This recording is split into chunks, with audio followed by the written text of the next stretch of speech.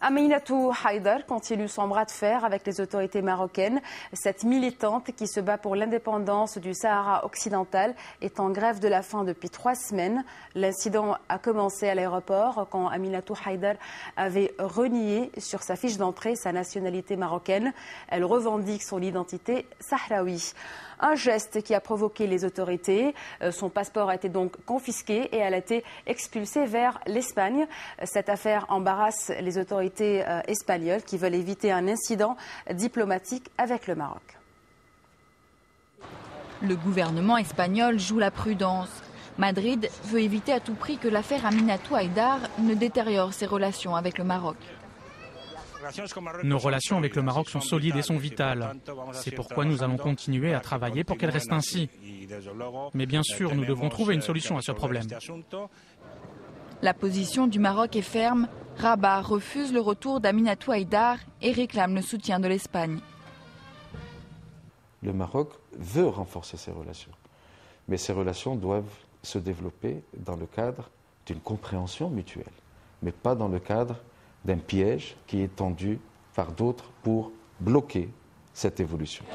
Face à l'intransigeance de Rabat, certains politiques espagnols réclament la suspension des accords économiques entre l'Union européenne et le Maroc. L'opinion publique se mobilise et dénonce une atteinte aux droits de l'homme. La situation risque de devenir dramatique et nous souhaitons solliciter une intervention explicite de la famille royale espagnole envers le monarque marocain. Nous ne pouvons pas rester silencieux alors qu'Aminatou est sur le point de mourir.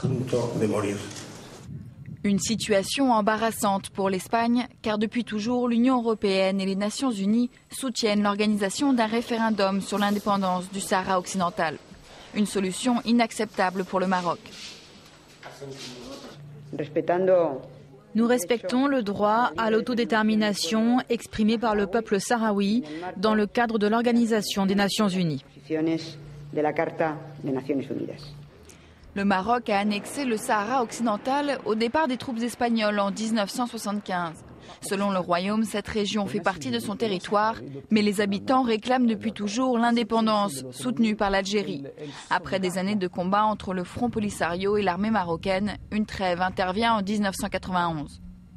Le Maroc a proposé d'accorder l'autonomie au Sahara occidental, mais les habitants ont rejeté l'offre. Ils craignent de voir leur rêve d'indépendance s'éloigner encore. Les négociations sur le statut du Sahara sont au point mort et l'Espagne, pris en étau dans cette affaire, se tourne désormais vers les Nations Unies.